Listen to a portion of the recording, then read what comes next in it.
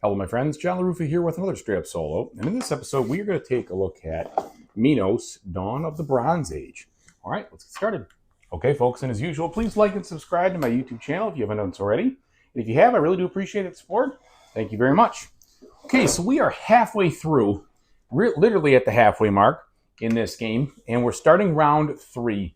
Now, this game is played in 4 rounds, and there are basically a couple things going on in this game. First of all, there's actions where you can take cards. There's which is this action right here. There's actions where you play cards, which is this one right here. There's actions where you build stuff over here. And to build stuff, you build things from your board. This is where you put wood on the board, but not your people. Or you move up on the trade tracks. And then there's actions where you place people on the board, warriors, etc., to move around, kind of doing the old area majority sort of thing. And then finally, there's a wild action, which lets you do any of those other 4 ones. So that's the basic 4 actions you're doing. Taking cards, playing cards, building stuff, putting people on the board, or moving around.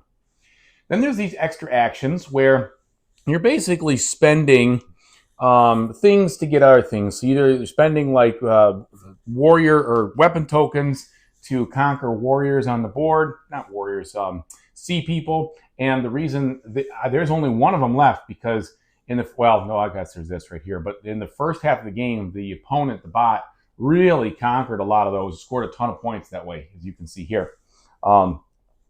You can get these temporary trade tokens, trade them in for permanent ones, which increases your income, and you're also allowed to spend some of these bonus tiles that you could get as an extra action, or you can spend another battle token to move your warriors around. And so that's kind of what you're doing. And the last thing is you can always discard any number of cards for 1 coin apiece to pay for other cards, okay? Or pay for anything, really. You can also use that to pay for the costs of building. And on your turn, you're basically going to be it's like a worker placement with dice. So you're going to be picking up a die that you already placed, doing the actions. You could pass on those actions just to get 2 coins. And then if you trigger any of your palace actions over here, like you can see, by doing a specific type of action or by picking up a specific die of a specific number, you'll get those things as well. So that's a good brief overview. Let me go ahead and quickly show you. I talked about this action area. Here's the area on the board itself. You don't play with this area in the solo and 2-player, so it tightens things up a bit. Each of these regions has a resource that goes into them that you can kind of get out of that region. And then they all have randomly placed tiles here where you build it. If you build your palace on there, you get that stuff, and randomly placed sea people. Over here are 3 trade paths, where as the farther you go up, the better your income goes on those if you build a boat or do trading in there. And you can get other temporary one-time use tiles. Up here are the resources which you're going to be able to get to actually make everything cheaper. So every card has 1 or 2 of these resources here. And if you have a resource, it gives you a discount of 3. There's also ways to make the building cheaper by using the resources as well. When you're playing in a solo game, this is easy to miss, the solo bot will block one of the resources from the game completely depending on where they begin. In this case, they blocked this spot right here, which is the timber. So I put that over there reminding me that no way, shape, or form can I get a discount from the timber. So that means this one right here, I have to pay the non-discounted price, and I can't get any of those wood. I guess it's probably not just timber, wood, to do anything in the game. And so those are kind of out of play. And the more of these you get, the more your income goes up, and that will help you at the income stage at the end of the round get more money. Over here, you've got 3 different tracks, and they function very similar to other tracks in similar games. This one helps you expand on the board, get more people. This one helps you do more with your buildings and resources, and this one helps you do more with cards and putting cards into play to score at the end. All right, let's go ahead and get started. The first thing you do is you roll all the dice in the game because you're setting up for a draft. So we're going to roll them.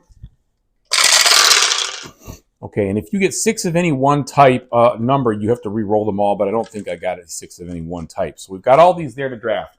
Now it is actually his turn to go because I was not the starting player in the first thing. It was a little confusing. The starting player is marked on this, but then it talks about it in the solo rule. So I just go with whatever is marked on the card, and I don't have the starting player marked in mine. So it's very simple to do his turns. In the beginning, he flips a card over. He wants to take the highest numbered card or dice. So there's a couple of 6s. He's going to break the tie in this order. In this case, he wants the gray 6 first. Okay, he's going to put it in one of his things, and he's going to assign it to the top action shown over here. And the way that these go, you always put the first die on the left side, and if you get a lower number, it will push the other ones over to the right because the left actions are more powerful than the right actions. So then it comes to me. All right, so what are my choices? Well, I want to know, the higher the number, the more likely I will be able to do something called grouping, where I'm going to be able to group dice of light colors or dice with the gray to move my tracks up. And, thinking about what I want to do and how I see things over here, it's possible that I could kind of get off the ground here a little bit better on this track. And that probably is what I want to do. So for instance, I could take this 4, all right, because that's going to be halfway to 9. I could also take a 5, but there's 2 5s out there. And I'm going to push him over just to show you what I'm saying here. So I'm going to take the better spot. He's going to get the worst spot, okay? Now we flip his card again. He wants the lowest a die this time. In this case, there is a 1 red, so he's going to take the 1 red. And he wants to put it on the building spot, but that's full. So he'll go to the wild spot with it instead. He'll assign his little token here, meaning when it's time to do the wild, he's going to do a wild building action. All right? Comes back to me. I'd like to get that 5 gray. The reason I want this 5 gray is so that I can couple it with that 4 red to get the 9 to boost myself up over there. Now, what do I want to do? Well, I don't have a lot of cards. So with not a lot of cards, the best thing to do is probably to put it over here, start drawing my hand up again. All right? What is he going to do? He is going to take the highest die this time that's available, which is a blue 6, and he wants to put it on the building. Well, he can't put it on the building. We've already gone over that. So he puts it back on the wild spot, and it's going to go over here this time because the lower number gets priority. Comes back to me. I have a lot of cards that activate with 1s and 2s and 3s and 4s. Well, not a lot. I have some. And I also have stuff that gives me extra bonuses for taking the wild. But unfortunately, he is in those spots. So I'm going to decide to take a 2 gray.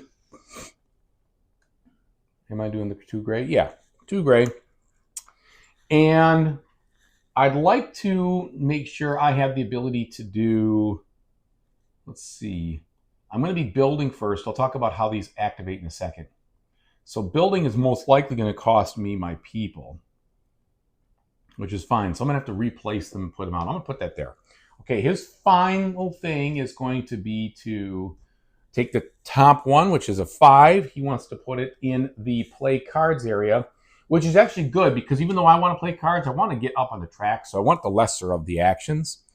But I can't. See, these are all 3s and 5 and 2s. So I'm going to have to, if I want that one, I'm going to have to take the greater of the actions there. But I think it'll be okay. I'll just take this and push him over. And I'll be able to play up to 3 cards. We'll see if I can. Well, that doesn't even help me. No, because I'm going to draw cards. I'll be okay. All right. Okay. So we have done the drafting. Then you go and group these up. He doesn't do anything for grouping, so ignore that. But I'm trying to make groups of the dice, the 4 dice that I have, to try to get 9 or more in 1 color or potentially 2 colors. And I can use these grays as wild, but they must be coupled with a color. So in essence, what I can do is I've got, this would be 7. I could make that 9 in blue, or I could make it 9 in red. And I said before, I kind of want to get the red off the ground, so I'm going to make it a 9 group in red. I'm going to get 3 coins, which is going to help me pay for these cards. Okay, now we go to play. So he is going to, and this is the order that it goes, you always take the highest die first and do the action. And so the choices and the things you're thinking about when you draft dice, the higher the number, the sooner you'll go.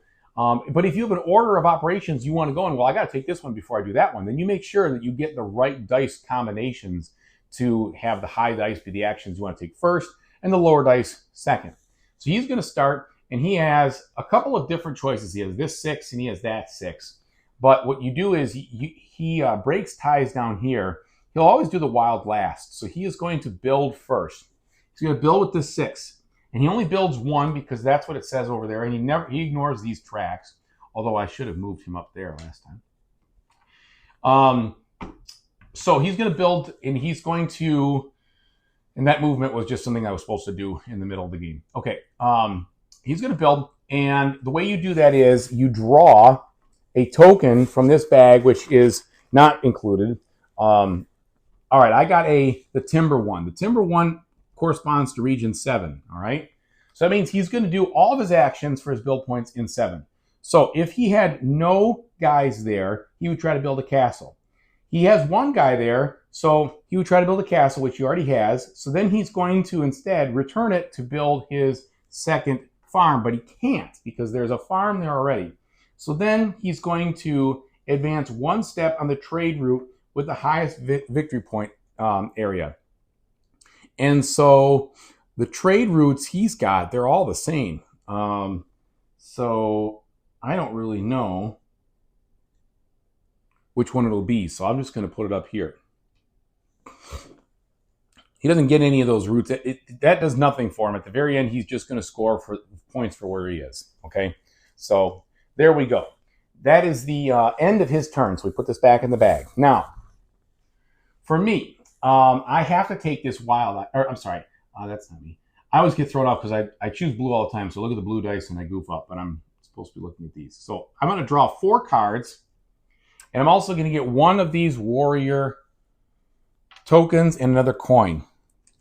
So I can draw the cards blind or I can draw them from the offer. It doesn't matter as far as cost. And you can even play cards from the offer when you do it, but it costs more money. So what I'm trying to do is I'm trying to look to see, do I have any cards that are going to pair up with some nice discounts? Well, this one will. So that's good. That's 1. I'm going to end up getting a discount for this one. So I'm going to take this. That's 2. And then good cards here. Those are kind of expensive. So I'm just going to go 3 and 4. Okay. Oh, good. I got another one for the discounts. And that one doesn't help me too much. All right. So I'm sliding these over now. And that is my turn. He's going back. Now, what's he going to do? He's going to take his 6 over here. It's going to be a wild. And since he got ripped off out of that one, he wants to do another build action. So he's going to do the exact same thing. We're going to draw a tile. It is this region right here. He has 2 guys in the region. He can't build a castle because I've already got a castle there. But he can build a farm. So you're allowed to build a farm. Wait a minute. I don't know if he can build a farm if I already built a farm there. I have to quickly check that. Sorry. All right. Building. Okay, so building actions. You must select a region with no farm in at least one of your warriors. So, nope, he can't build a farm there. So then he's going to advance again. So he's going to just advance over here. All right. And that's it. Okay, so then my turn. I've got a 4, so I have to do this. This is 3 building actions, up to 3. So what I think I'm going to do is I've been setting myself up to try to build a farm here. So I'm going to take these 2 guys off because it would cost me normally 3 guys, but because I have this permanent food resource, it only costs me 2, and that immediately moves up my income 2 spaces. So that was 1 building action. The second building action is going to be to build one of these. Oh, okay. So I'm going to do an extra action in the middle of this. I'm going to pay 1 of these attack tokens to get this temporary resource. And then I'm going to trade in 3 of those temporary resources of the same type to get a permanent resource, which is my I think this is supposed to be clay or something like that. And so then I go up on this, and now I have that permanent discount, which I'm going to immediately use to build this tower for free. I'm going to put it in this spot right here, and that tower is going to get me one more of these and a draw of the card. And then I have one more build action. And I think in this case, I'm going to build... Should I build another tower? I'm going to build another tower. All right, so that's going to cost me normally 6, but because I have the permanent discount, it's 3. And so I'm only going to have to spend 3 for that. 1, 2, back. Put it over here, and I get one more of these attack tokens, and I get one more guy in my pool. Now, had I done this a little different, let's pretend I did something different because that was my plan, but I got talking. Oh no, that won't work. Never mind. Never mind. I can do this though. I can spend this guy right now as a extra action and 4 of my tokens here to take 3 temporary. So I've defeated these little people. I could take 3 temporary resources. Now, which one should I take? Well, look at all these cards I have. What I think I'm going to do is I'm going to take the temporary resources that match the stone right here, and but I can't turn them in to a permanent resource this turn because I've already done that action once. You're only allowed to do the extra actions once per turn. So we're just going to sit on that.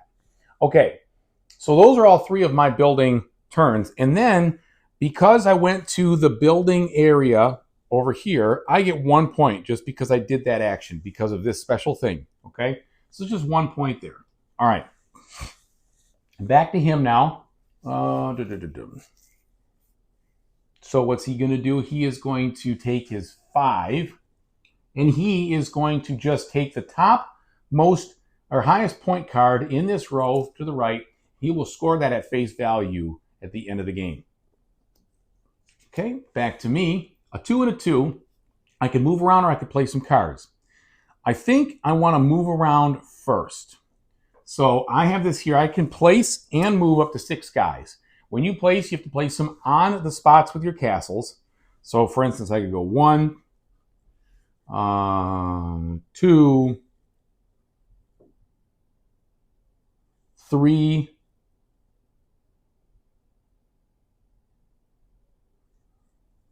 let's say 4. Do I want to move anybody?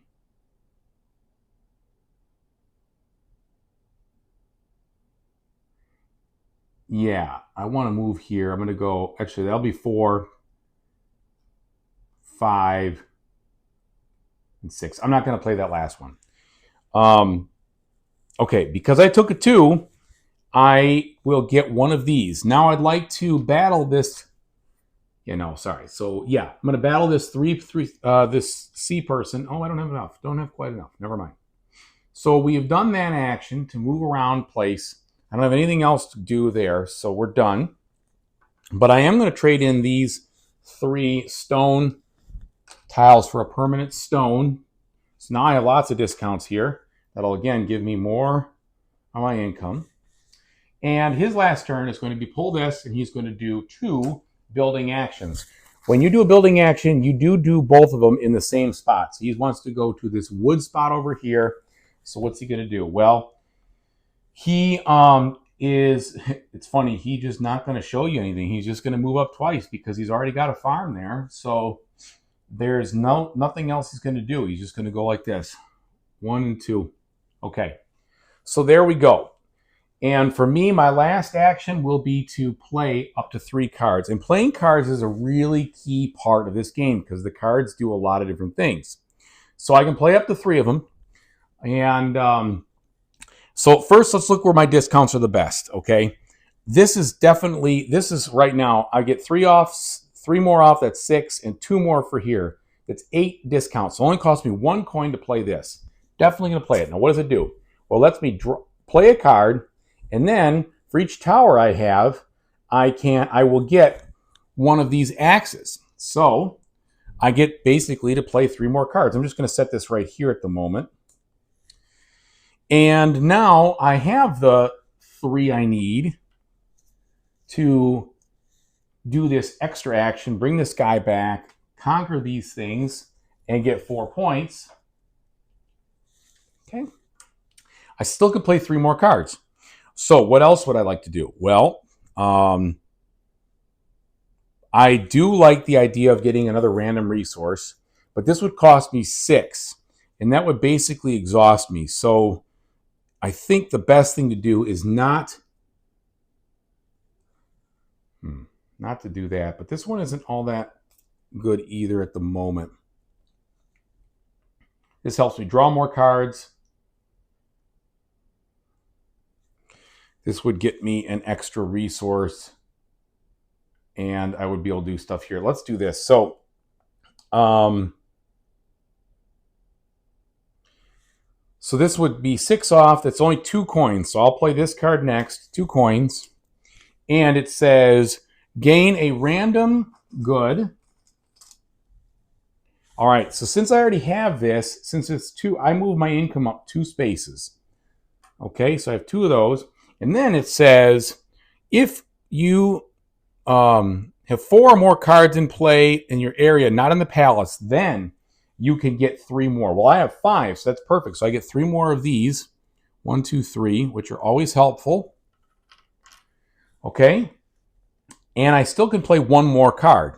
And so I have $5, which is enough for me to almost do this. However, I could do this because I could discard a card. So I get a discount of 2, which is 6. Here's 5, and I can discard one of these cards, which I really don't think I'm going to use, which will do this one for that extra $1, and that pays me down, and I get a random one of these, which in this case is a wheat. That's my second wheat, so my income goes up yet again. And I'm 1 away. Oh, I don't have that one out there. Okay. So these are like special things. As soon as you claim them, you can claim them at the end and get points for them, but they're not working out exactly with my strategy. All right. So that is the whole action round of this round. Now we do income. The only thing he does is he moves up according to his pots if they're out there. So that means he's going to move 2 on this, which means he's going to claim that. He gets that 10 points at the end. He's going to move 1 on the yellow. The yellow's not out there. And then 1 on this brown. He's going to claim that.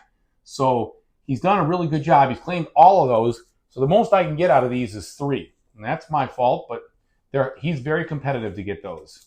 I am not as competitive. Okay, then I look at my income. So first I'm going to get 9 coins and 4 points for this, right? So let's get the 4 points. And let's get the 9 coins.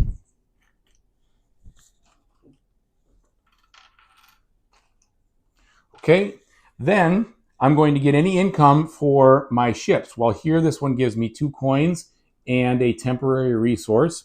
And since I have all the resources I needed, I'm just going to get this one because I don't have any of those. All right. And then I will get 2 more battle tokens here. There's no income on this track. And then I get to tuck one of the cards that I want for free under here so I can score its points at the end of the game and so I can get some of the benefits, okay, from the special stuff. So I think what makes sense for me is to put this one under there because it's going to help me synergize with other ones I have, plus it's worth 5. So we're just going to shove this under here, and it doesn't cost me anything to do that, but it would have been nicer if I had gotten myself higher up the track on there, but I haven't. All right, so then that is all the income. We move the round marker, and then he would be I would be the first player in the final round. Now, at the end, there's 2 scoring rounds in this game, scoring round 2 and scoring round 4. Scoring round 2, you're going to score for your farms and for the presence and dominance area control stuff that you see in other games. So if you have more warriors or equal number of warriors, you score a higher value. If you have less, but you have just 1, you score the lower value, depending on where you are in this track. And then when you get to the end of the game, you do the exact same thing I just said, plus have 1 more chance to fight off any of these sea people. And then you score for any of the end game points that are on your board that are revealed and any of the points that you have under your cards here. And that's pretty much the deal. Oh, and then you get the points for your vases, of course, too, if you've gotten any of those throughout the game. And the bot scores similarly. They score for most of what I just said, plus the face value of cards that they've gotten, some of the face value, the non-face value of cards that are in this discard stack for how they do some other things. Board presence, these things, they don't score anything on the track, but they do get a lot of points from over here. And then they're also going to get points where their ships, trade ships, are on the trade track. Okay, so that is a good solid overview. You're going to basically do what I just did 4 times, scoring with 2 spots in between, and then you're going to sum it up. Let me tell you what I think about this one. So Minos, Dawn of the Bronze Age, it fits right into that middleweight Euro category, and it uses things that you have seen if you've played a lot of different games before. The card play with the card discount for money, that's in a lot of games. The different tracks are in a ton of games. The drafting of dice is in a ton of games. The area majorities and how you put things down on the board and scoring for that is in a ton of games. That's my challenge with this game. It's really been done in lots of different ways, so many different times, that I find it to be underwhelming. It is not a bad game by any means. It all works, but it's missing the spark for me.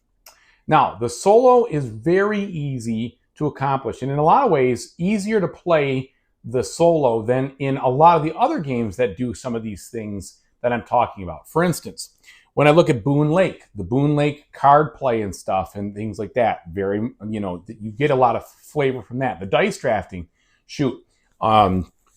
Origins, Takanu, Tile Tongue, dice drafting games like that. This one has a little bit of a wrinkle on it, but basically that, dice drafting. The one thing I will say about this game is that I find that the main actions are relatively boring. And what I mean by that is taking cards is not exciting. Playing cards is probably the most exciting thing, but because of the discounts, what you're playing, or what I find I'm playing, is largely due to the discounts because they're so strong. I like the discounts, I do, but it basically means I'm not playing a card for the fact that I'm playing a card for what it does. I'm playing it because I can afford to play it, and then it gives me whatever the benefit is. The only real choice I find when I'm making when I'm doing the cards is what card do I want to tuck for the points and the value. And that's a different story. That's at least there I can do any of them that I've already played. And you could say, oh sure, well, if you think far enough ahead, you're making the choice when you play the card that you want to tuck it. And that's true, but I just find that there's no hand limit in this game. There's no reason not to get as many cards out and play. They all do relatively good things. There's a first age deck that you didn't see that does the kind of same, like all these different actions in the game, similar to everything you can do at a specific level. And then the age 2 does it at this level with 2 different card powers in most cases. So generally speaking, yes, some of them will lean into your strategy more, but they're all going to be helpful. And it really comes down, in my case, to where the discounts are. So what do I find myself doing? Well, the exciting part, I guess, is I like to try to get my discounts going. And that makes some sense. The area majority and things like that, I've done that so many times, which is fine. But in this game, it's missing some kind of spark of something else that will get me excited. Even the buildings are really not that exciting to do. The only one that's exciting is probably the ships, because once you build it, then you will push on different trade tracks. That gives you some things, but the palaces they just go to spots and give you little rewards, and then you can build from there. The towers, that's really just to get more ships out, or not, well, a couple things. It's to allow ships to go to a higher level, but it's not really all that great. The farms are okay, but once you're out there, you've already gained kind of what they are. Yeah, they help you score some more points, but it just all seems like it's missing the pizzazz that I need for this game to float up to be greater than the sum of its parts. And that's what I think I'm missing in this game. All these things together are not greater than the sum of its parts. They are just what you see here, which is totally fine. But I have all sorts of other games in my collection that seem to do bits and pieces of this better and have that spark. Another good example is the different tracks for the red, the yellow, and the blue track. Okay, all those are fine, but is it really exciting to move up the yellow track just so I can build again and build again, like with a little less cost? Like, I don't know. It's not that great. Um, is it more exciting to tuck more cards? Kinda. Is it more exciting to score more points for dominance? No, that's just like I score more points. It's just missing something that other games seem to have that's just got more there. And so I really am not going to be playing this game much anymore. It's fine. It all works. I think that the cards themselves have the most variety, and that technically could be cool, but I've already explained my thoughts on that. So I would say this game is just fine, but it's just not for me. There's nothing wrong with it. It all works. The solo mode is very easy to play. If you have a very a light collection, as far as you don't have a ton of games like I do, and you want a game that does a lot of different things, that does it well, this is that. But I just don't see a lot of things that make me really, when I pull off a turn, I'm like, oh yeah, that's great. And yeah, you can combo things and you can get bigger, but all those things are just little bits and pieces, and it's missing something. And I also think it didn't help this year either when it came out. So many amazing games have come out this year that it has really raised the bar for that excitement level. And so this one looked really cool. I was very excited to try it out. I mean, I put in my pre-order for a while, but it just doesn't quite make it for me. So that's my review of it. My thoughts. It might be good for you. There is nothing broken about this game by any means. There's nothing unbalanced. There's nothing bad. It's all fine. It's all fine. It's just not enough for me. So thanks so much for watching. I really appreciate it, everybody. And whatever you do in the future, I really hope you have a fantastic time doing it. Take it easy.